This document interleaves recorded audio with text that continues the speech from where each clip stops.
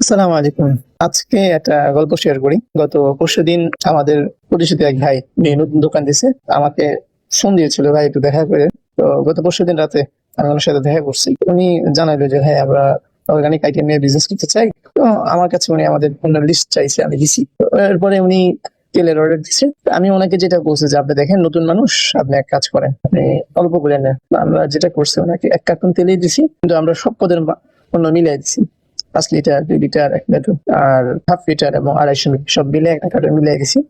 আল্লাহ চায় তো পরশু বা আগামীকালকে ওটা পৌঁছে যাবে ইনশাল্লাহ। আমার কাছে এই ভিডিওটা আসলে তেল বিক্রি করার ভিডিও না। আমার কাছে এই ভিডিওটা হলো আমি একজন নতুন উদ্যোক্তার পথে চলা শুরু হতে পারলাম। এতে আমি আশা করি আল্লাহ তাআলা তাকে অনেক বড় পর্যায়ে নিবে এবং তার এই পথে চলার সাথে আমরা তার সঙ্গী হতে পারবো ইনশাআল্লাহ।